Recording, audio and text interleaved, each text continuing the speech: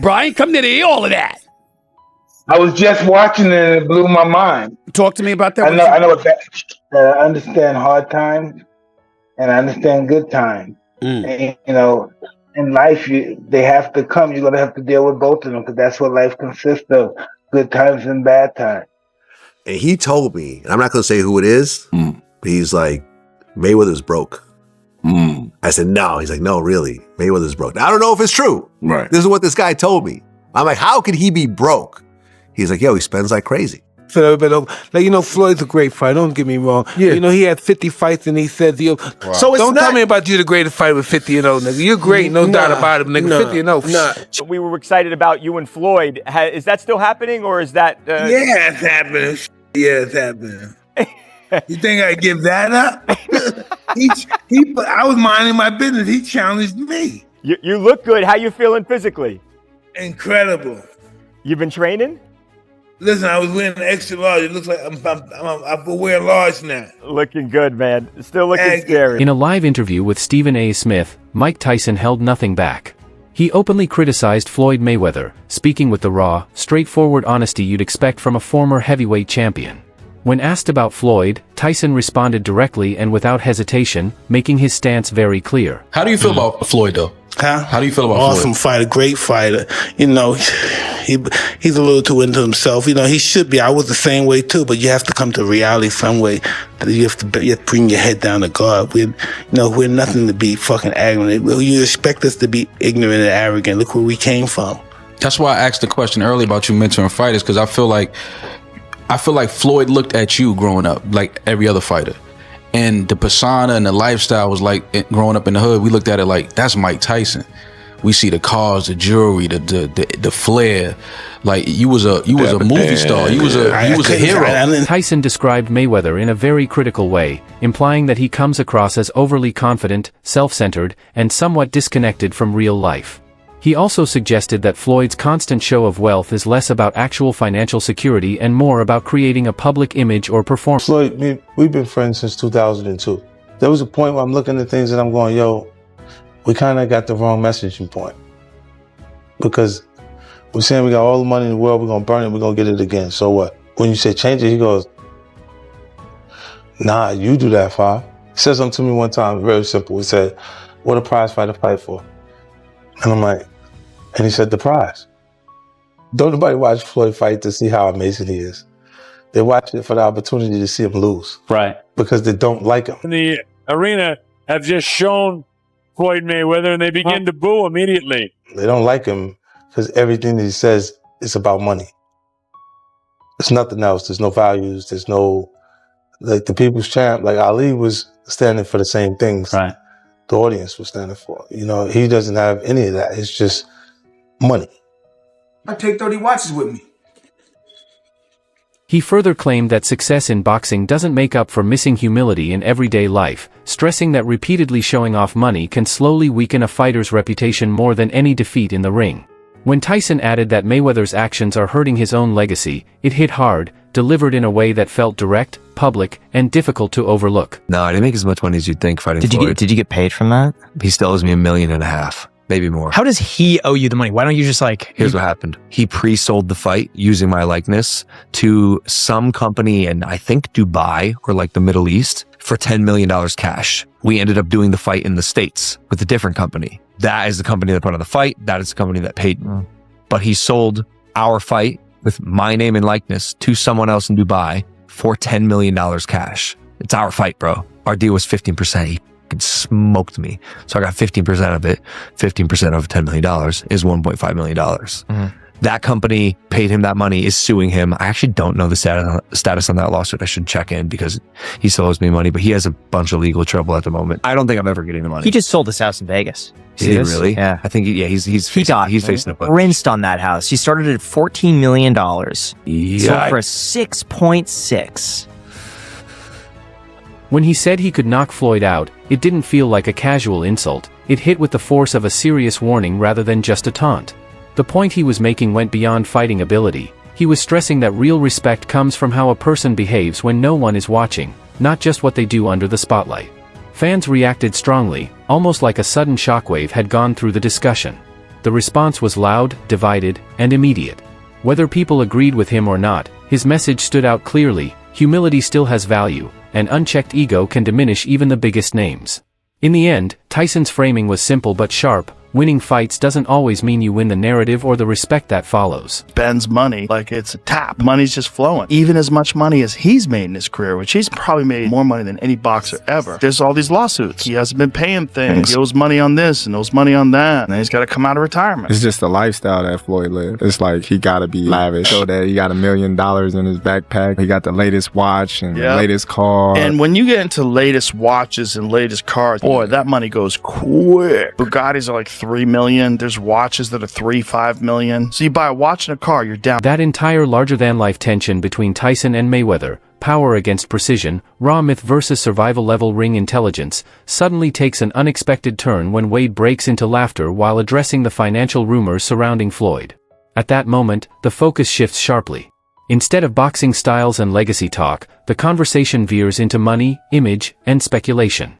And it feels like the whole narrative just pivots. What started as a debate about fight dynamics quickly turns into discussions that sound more like financial gossip than fight analysis. Third fight of the year for a Floyd Mayweather that is clearly going broke. And it's not just, and if you guys didn't see the video I did talking about Floyd coming back to fight Mike, this is not me sensationalizing. This is the truth. There is no speculation, but I told you guys, Floyd owes a lot of people a lot of money, and he don't have it. Logan Paul also discussed this, and this is probably the best screenshot I couldn't gotten on this video. My God, his ramen noodle hair is flying in the wind, and there's no wind in that place. But Logan dropped some knowledge that Floyd is still scamming him for their 2021 fight. We're going to go through it. Wade then shifts the conversation into a more humorous but pointed direction, openly struggling to keep a straight face as he talks about it. He brings up how Floyd Mayweather has been stacking multiple fights within a short span, exhibitions, crossover bouts, and even the high-profile Tyson-related spectacle. His tone suggests that, from the outside looking in, it almost feels like there might be financial pressure driving these repeated appearances. He doesn't directly claim Floyd is broke, but he frames it in a way that raises questions about motivation. He also references the situation involving Logan Paul and alleged unpaid money from their exhibition fight, a rumor that adds more fuel to the ongoing speculation. Whether accurate or not, it's the kind of claim that spreads quickly and sticks in public discussion once it's out there. He just sold his house in Vegas. Did he really? Yeah. I think he's facing a bunch. Rinsed on that house. He started at $14 million. He custom built the house, by the way, in like 2006. Yeah. Started at 14, reduced to 12, 10, 8 came on the market, and it was a lot of house for 8. So for 6.6. Oh, he really got just rinsed. The cost to build that house was 9 or 10. Whoa, he got rinsed. Yeah. Goddamn. It was huge. Goddamn. Who would win in a fight?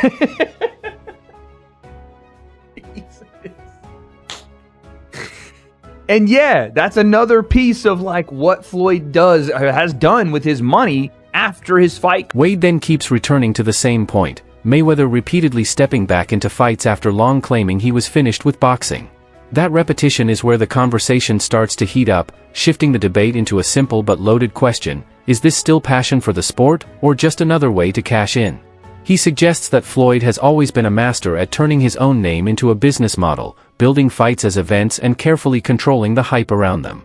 Wade even nods toward that broader legacy, the Money Mayweather approach that helped reshape boxing promotion into something closer to entertainment-driven spectacle than pure sport. When I see people get upset at me on Twitter talking about, oh, watch your own pocket, you ain't ever made as much money as Floyd has. I know that, dude. I'm not saying that Floyd is as broke as one of the freaking tweakers on 6th Street Bridge in Los Angeles, dude. That's not what I'm saying. But for the amount of money that he has made, over $1.2 billion, and the amount of money that he still has, let's say it is $300 million. That means Floyd has lost 70% of the money he's earned. Then the discussion shifts again, this time toward lifestyle and spending. Talk of luxury assets like private jets, expensive properties, and business ventures changes the angle of the conversation. It's no longer just about what happens inside the ring, but whether that level of wealth and lifestyle can realistically be maintained long-term. And there's a clear irony sitting underneath it all. Even the same people who question Mayweather's motivations or criticize his pursuit of big paydays still tend to show up when his name is attached to a fight announcement. That's the real pull of a legendary figure. Wade may raise doubts, fans may argue over finances, and analysts may dissect every decision. But once Mayweather's return becomes real, curiosity almost always takes over and dominates the conversation. Floyd owes like $1.4 million in jewelry debts, that Floyd owes like hundreds of thousands of dollars in rent for a private New York apartment. His private jet fuel, he's not paid hundreds of thousands of dollars worth of fuel and maintenance. He put up one of his jets that I think he even sold, but one of his jets and I want to say one of his properties, like one of his homes, up as collateral for a $54 million loan from an individual, from a billionaire that had a 9% interest on the loan. That weighed discussion around Floyd potentially chasing more paydays had already set off plenty of speculation. But then DJ Vlad adds another layer to it, as if he's relaying a piece of street-level gossip that changes the tone again. He claims that an experienced jeweler once told him Mayweather is actually broke because of his extreme spending habits. That kind of statement immediately raises eyebrows, especially given how often similar rumors circulate in boxing circles. And at that point, it becomes a familiar pattern in the sport. Whenever a fighter lives large and stays visible, stories about financial trouble tend to follow, whether they're grounded in facts or just part of the ongoing myth-making around big-name athletes. I mean, listen, Mayweather never flies commercial. He's only flying private. So he doesn't own his own plane?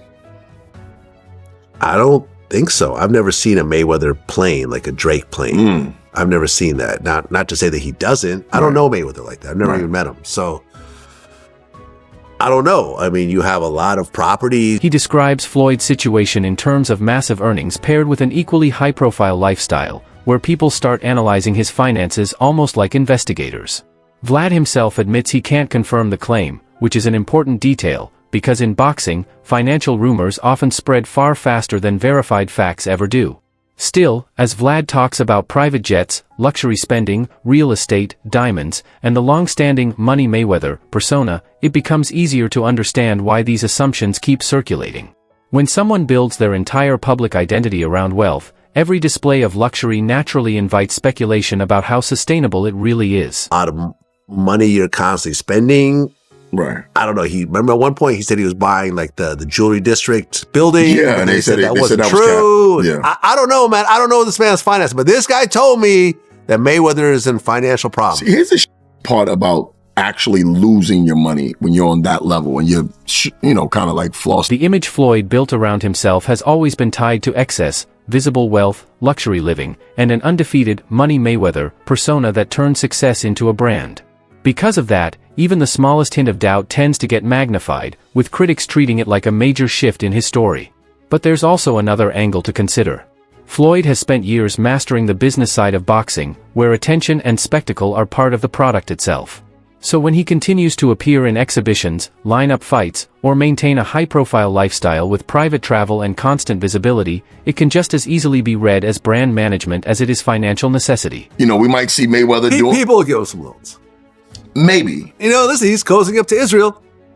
That's but not the an thing accident. about it is, he had Mayweather Promotions. Yeah. And he was hosting a big, he had Gervonta Davis under his cars. And so that's but look what happened to Gervonta.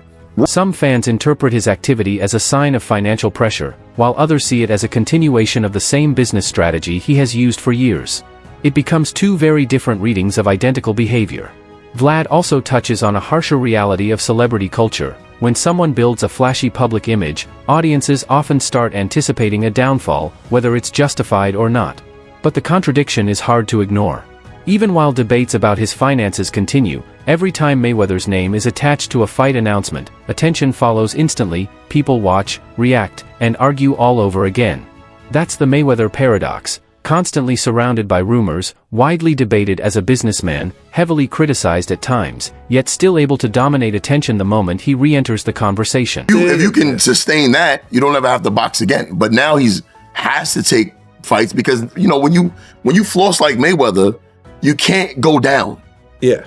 You got to stay right there because people are going to peep any kind of chinks in your armor if you're not wearing 3 or 4 big $1 million diamond. That DJ Vlad rumor cycle around spending and flashy lifestyles barely settles before Simon Jordan steps in and completely reframes the discussion, pulling it away from gossip and into straight business logic.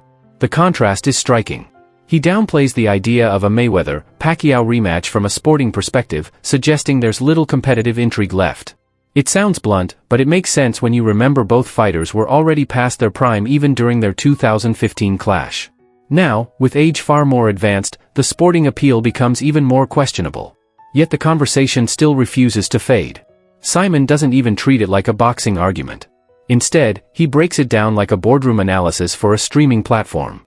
From that angle, it's not about who wins a fight, it's about audience scale, subscriber growth, and the long-term value of attention.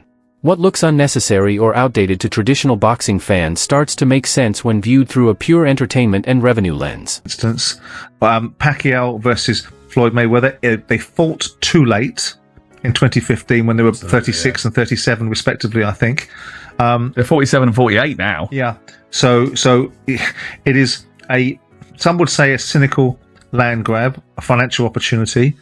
But if people are prepared to pay it and Netflix are prepared to put it on and people want to watch it on their Netflix subscription and people want to subscribe to it, no harm, no foul. Well, the thing is as well is that Netflix actually obviously clearly are starting to move into the sport. That's where the whole picture starts to click, because Simon is basically pointing out an uncomfortable shift in modern boxing. At this point, elite competition, crossover fights, and full spectacle events all sit on the same shelf together. You've got pure championship-level bouts, then grudge matches that sit somewhere in the middle, and finally these nostalgia-driven mega events that feel closer to cinema releases than traditional title fights. When Simon suggests that our opinions about a too-late matchup don't really change anything, it hits a nerve. In a blunt sense, he's right. If millions of viewers still show up, then concerns about sporting purity get outweighed by audience demand and revenue every time. And that's the contradiction at the center of it all.